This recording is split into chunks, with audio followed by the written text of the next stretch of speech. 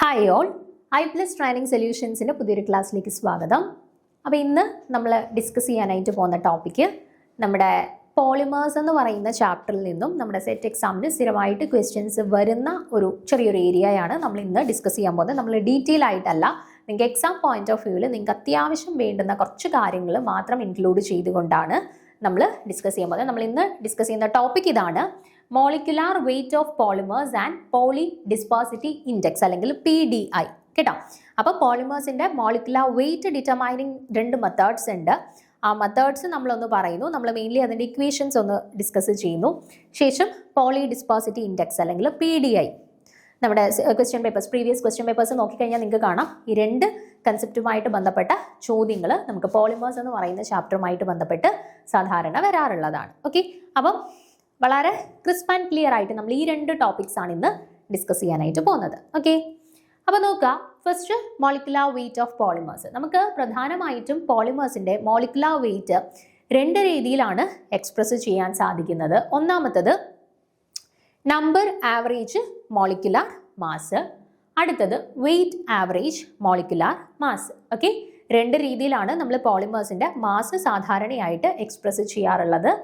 Number average molecular mass ഉണ്ട്, അതേപോലെ weight average molecular mass.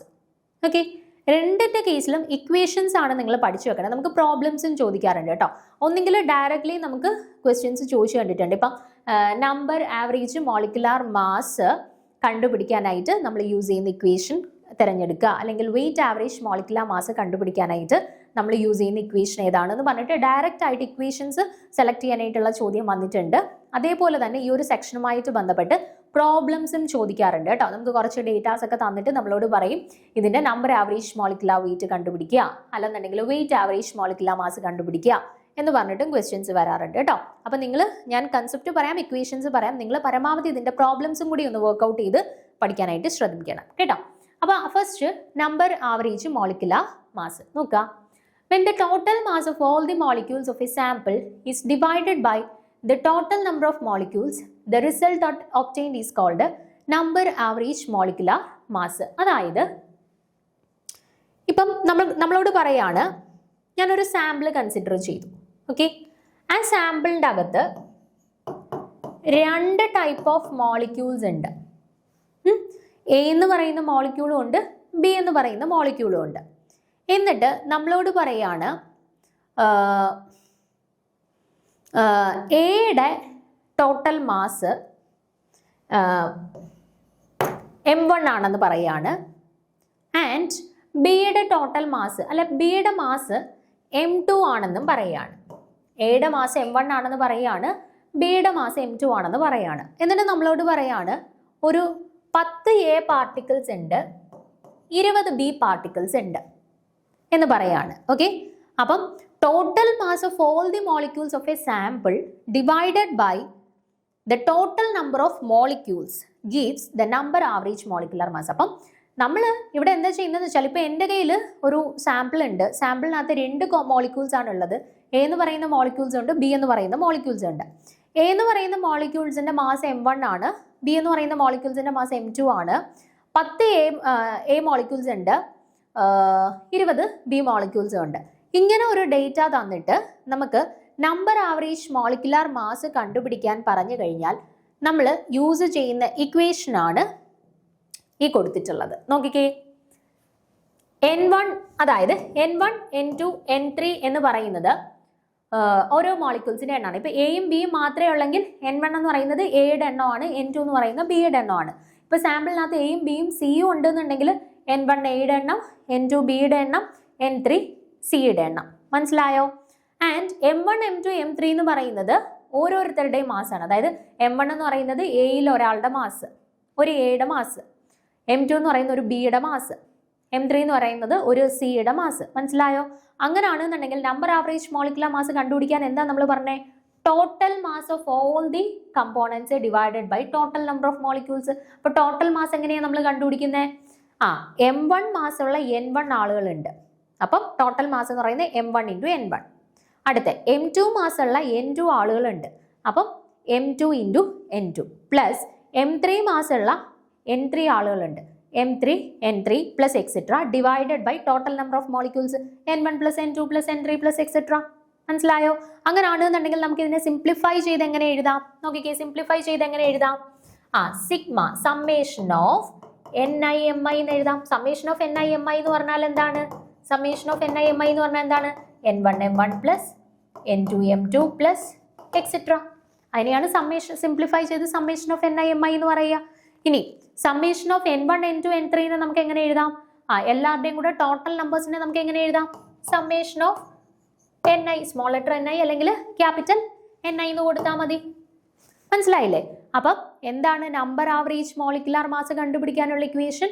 Sigma mi ni divided by sigma ni. മനസ്സിലായില്ലേ? അപ്പൊ ക്വസ്റ്റ്യനകത്ത് നമുക്ക്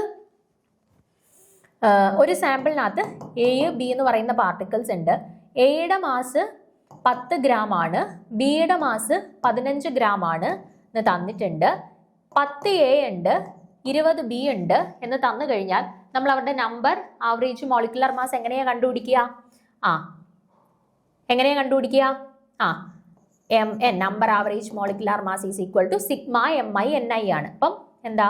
10 × 10 m1 n1 plus m2 n2 15 × 20 divided by total number of molecules 10 + 20. മനസ്സിലായില്ലേ? ഈ രീതിയിലാണ് number average molecular mass കണ്ടുപിടിക്കുന്നത്. Equation കാണാതെ പഠിച്ചു വെച്ചേക്കുക. Sigma mi ni divided by sigma ni.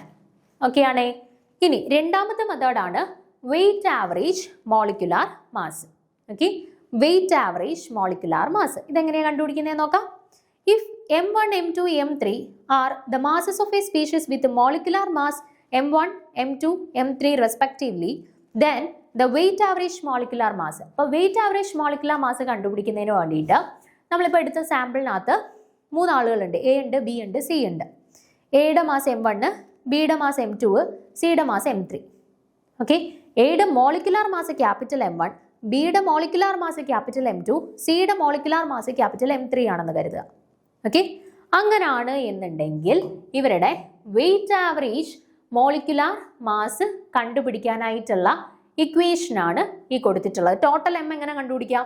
m1 m1 plus m2 m2 plus m3 m3 etcetera divided by ഓരോരുത്തരുടെ mass, ഓരോരുത്തരുടെ given mass m1 plus m2 plus m3 etcetera. Okay, അപ്പൊ ഇതിനെ നമുക്ക് എങ്ങനെ കിട്ടി? Sigma small mi into capital mi divided by sigma small mi എന്ന് കിട്ടി. Okay, പക്ഷെ mi എന്ന് പറയുന്നത് എന്താണ്?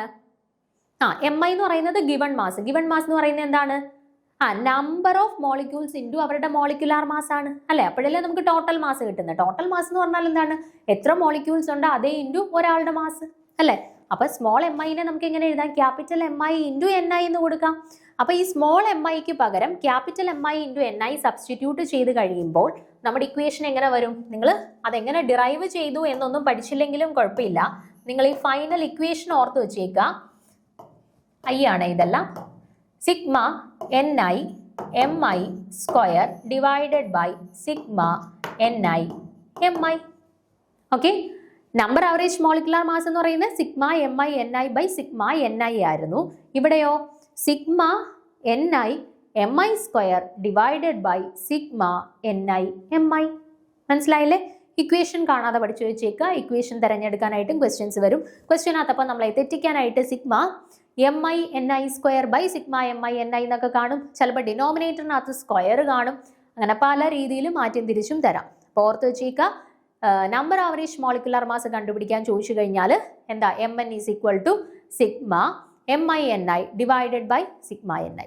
വെയിറ്റ് ആവറേജ് മോളിക്കുലാർ മാസ് കണ്ടുപിടിക്കാൻ ചോദിച്ചു കഴിഞ്ഞാൽ mw is equal to sigma ni mi square divided by sigma ni mi.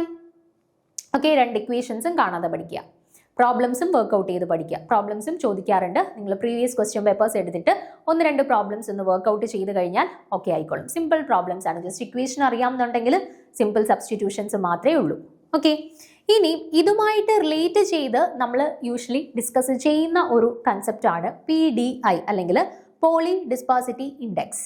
അപ്പോൾ എന്താണ് പോളി ഡിസ്പേഴ്സിറ്റി ഇൻഡെക്സ് അല്ലെങ്കിൽ PDI എന്ന് പറയുന്നത്? നോക്കിക്കേ നിങ്ങൾ, the ratio of weight average molecular weight MW to number average molecular weight Mn is known as the polydispersity index or distribution ratio.